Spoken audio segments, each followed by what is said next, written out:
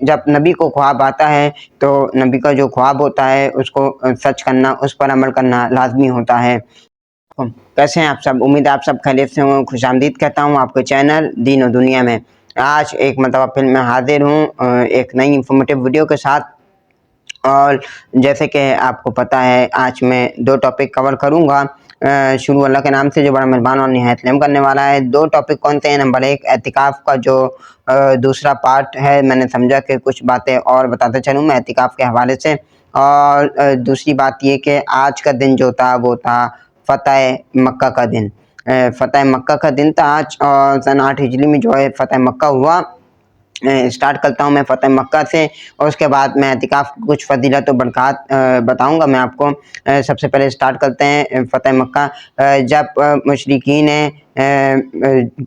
اسلام نے اور مشرکین نے جو ہے بہت زیادہ مظالم ڈالیے، تو رسول پاک صلی اللہ علیہ وسلم نے ہجرت کا فیصلہ کیا تھا مکہ سے مدینہ۔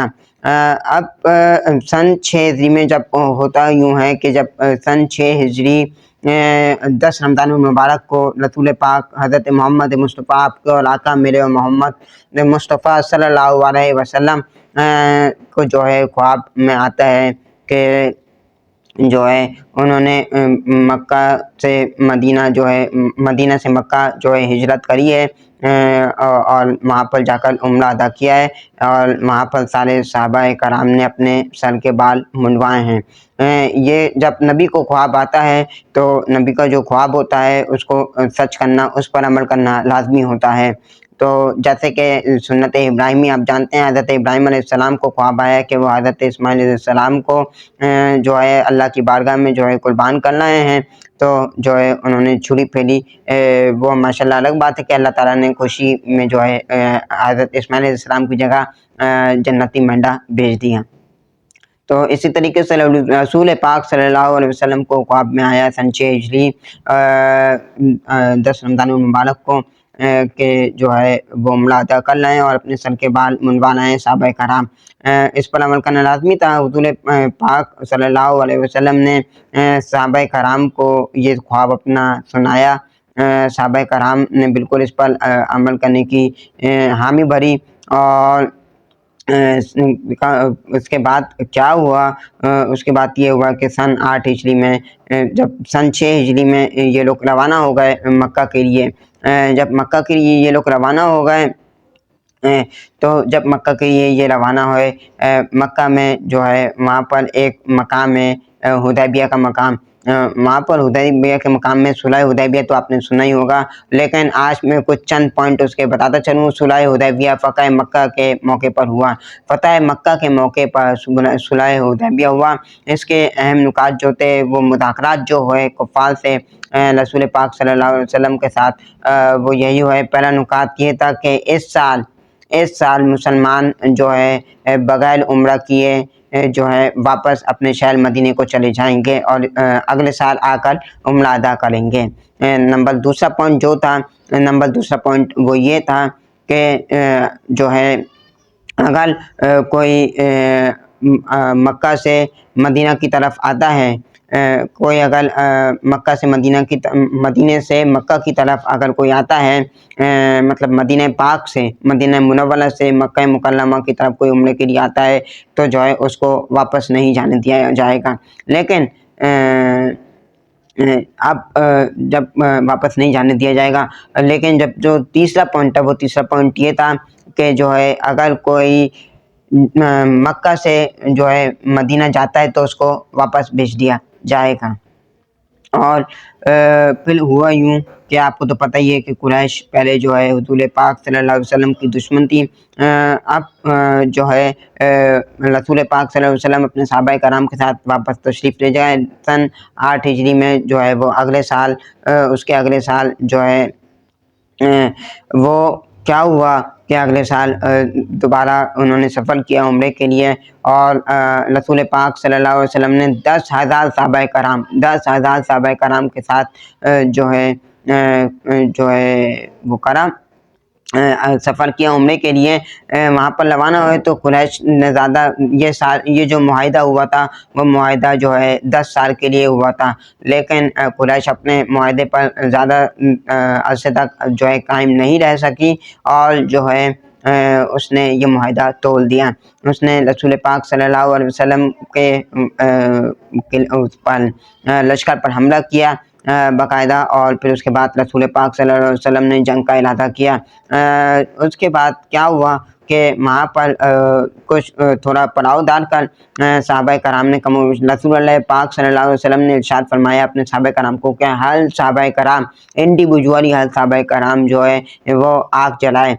جب آگ جلائی گئی، وہاں سے قریش کے جو تھے ابو سفیان، اس وقت تک ابو سفیان جو ہے وہ اسلام نہیں لائے تھے، ان کو جو ہے مانا جانا جاتا تھا قریش کی طرف سے، اور وہ بہت سپہ سالار اور بہت زیادہ لڑاکو اور بہت زیادہ ایک مضبوط جو ہے ایک فرد مانے جاتے تھے قریش کی طرف سے، کفار کی طرف سے، کہ مضبوط سپہ سالار ہیں۔ ان کو روانہ کیا گیا کہ وہاں پر جا کر صورتحال دیکھی جائے۔ تو جب وہاں پر وہ گئے، وہاں پر پہنچے، ان پر یہ دیکھ کر مسلمانوں کی یہ دیکھ کر ہیبت طاری ہو گئی، اور انہوں نے اسلام قبول کر لیا۔ جب یہ خبر پہنچی کفار مشرکین مکہ تک کہ جو ہے اسلام قبول کر لیا ابو سفیان نے، تو جو ہے ان کے جو حوصلے تھے وہ پست ہو گئے، اور ان کی ہمت ٹوٹ گئی۔ اس کے بعد کیا ہوا، جب رسول پاک صلی اللہ علیہ وسلم مکہ میں داخل ہوئے، انہوں نے جو ہے 360 جب جو ہے بتوں کی پوجا کی جاتی تھی خانہ کعبہ میں، 360 بت رکھے ہوئے تھے، رسول پاک نے جو ہے وہ بت گرا دی، اور ایک ایک کر اپنی چھڑی سے، جس چھڑی سے اشارہ کرتے تھے رسول پاک وہ بت گر جاتا تھا۔ ساتھ میں رسول پاک ارشاد یہ فرماتے تھے کہ آج حق کی جیت ہوئی اور باطل مٹ گیا، باطل ختم ہو گیا۔ اب جب یہ ہو گیا، سارے بت گرا دیے، تو پھر اس کے بعد شکست تو ہو ہی چکی تھی مشرکین مکہ کو۔ وہ مشرکین مکہ جو ہے بہت لرزہ خیز تھے، اور وہ یہی سوچ رہے تھے کہ اب جو ہے ہمارے ساتھ کیا ہوگا۔ تو رسول پاک صلی اللہ علیہ وسلم نے ارشاد فرمایا کہ جو ہے آج میں تم لوگوں کے ساتھ، تم لوگ کیا سوچتے ہو کہ میں کچھ مفہوم اس طریقے کا ہے کہ تم لوگ کیا سوچتے ہو، انہوں نے ارشاد فرمایا کفار مکہ سے کہ تم لوگ کیا سوچتے ہو کہ جو ہے میں آج تم لوگ کے ساتھ کیسا سلوک کروں۔ تو مشرکین مکہ نے یہ فرمایا، یہ جو ہے بولا کہ یا رسول اللہ ہم آپ سے خیر کی امید کرتے ہیں۔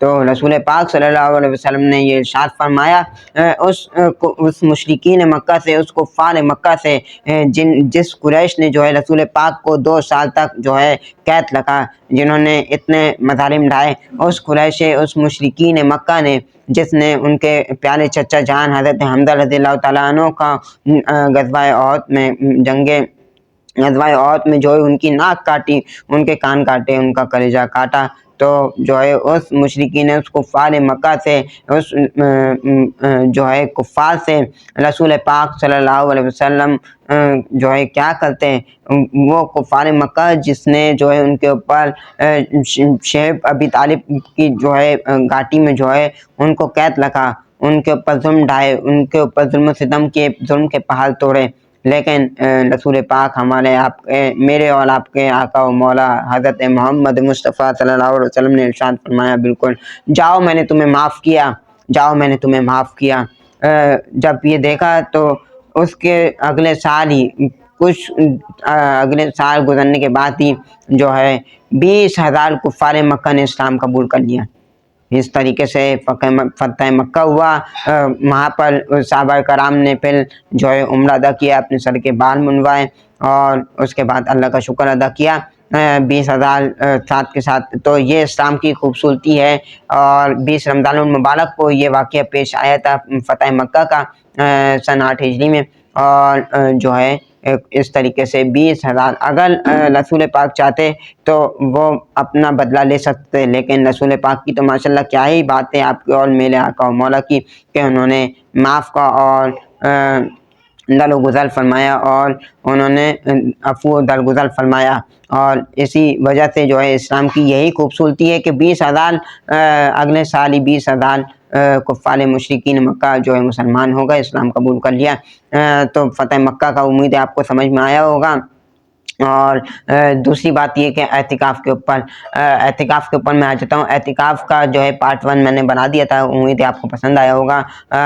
दूसरा पार्ट मैं आपको बता दूँ मेन कुछ चंद बातें, क्योंकि आज जो है गुरूब आफ्ताब के से पहले जो है वह जो है एतिकाफ़ शुरू हो जानी है। जो लोग मुझे देखते हैं, सबसे पहले तो मैं ये बताता चलूँ, उनसे मेरी दरख्वास्त है जो लोग एतिकाफ़ में बैठ रहे हैं इस साल, मुझे अपनी और मेरी फैमिली को लाज़मी अपनी भरपूर दुआओं में याद रखें। और बाकी जो है एतिकाफ़ का मैं आपको बताता चलूँ, 3 तरह की एतिकाफ़ होती हैं। एक वाजिब एतिकाफ़ होती है, एक सुन्नत एतिकाफ़ होती है और एक नफली एतिकाफ़ होती है। वाजिब एतिकाफ़ मैं बता देता हूँ। वाजिब एतिकाफ़ वो होती है कि बंदा जो है 10 दिन जो है अपनी नियत के साथ, मतलब उसने कोई मिन्नत मांगी हुई हो कि जो है मैं 10 दिन या 20 दिन एतिकाफ़ में बैठूँगा, एतिकाफ़ में बैठे, रोज़ा भी रखे साथ में।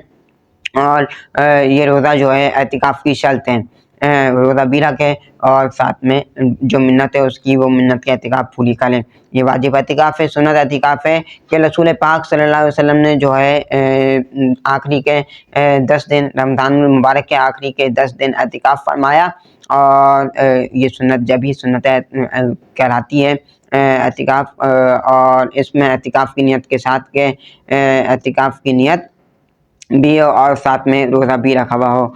उसके बाद तीसरी किस्म है नफली एतिकाफ़ के, जैसे कि जुम्मे की नमाज़ में, आम नमाज में जब भी हम मस्जिद में जाते हैं तो हम पढ़ते हैं नवैतुल सुन्नतुल एतिकाफ़।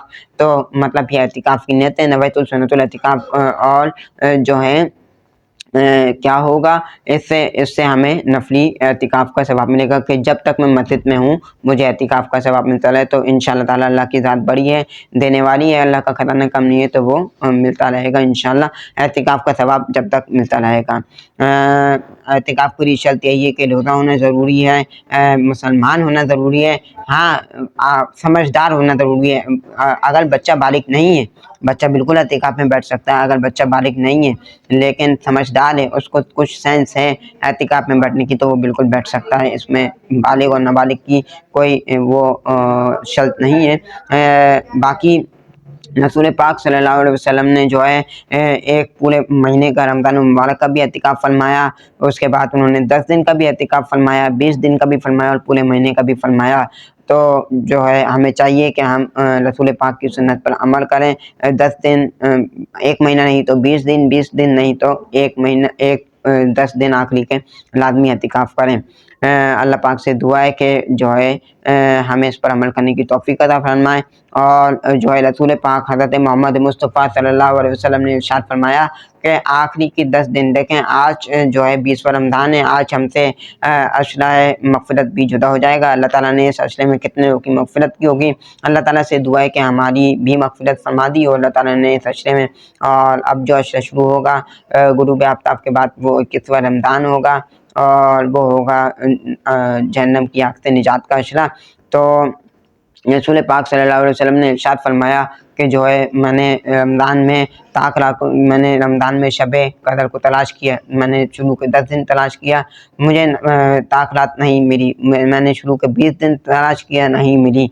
लेकिन फिर मुझे बताया गया कि आखिरी के 10 दिन में शबे कदर को तलाश करो। शबे कदर को, और शबे कदर ये बदलते रहती है, कभी 21वीं शब होती है, कभी 23वीं, कभी 25वीं, कभी 27वीं, कभी 29वीं।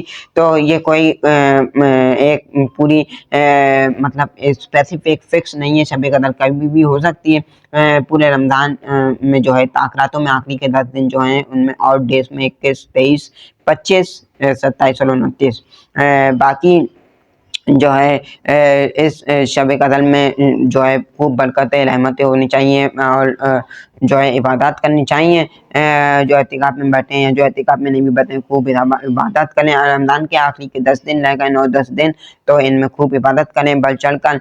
और जो है शब कदर में सदका भी दीजिए, इबादत भी कीजिए, कुरान पाक पढ़िए, सलात तस्बीह पढ़िए, इबादत कीजिए। ज़रूरी नहीं है, गालिबन इम्कान यही होता है कि 27वीं शब को कुरान पाक में जो बताया गया है इन्ना अंज़लनाहु की सूरत, तो इन्ना अंज़लनाहु फ़ी लैलतुल क़द्र वाली जो सूरत है उसमें जो बताया गया वो 27वीं शब की तरफ इशारा है, लेकिन ये फ़िक्स नहीं होती। امید ہے جو ہے آپ جو ہے سمجھ گئے ہوں گے شب قدر جو ہے لازمی طاق راتوں میں تلاش کرنی، عبادت کرنی، مجھے اپنی دعاؤں میں یاد رکھیے گا۔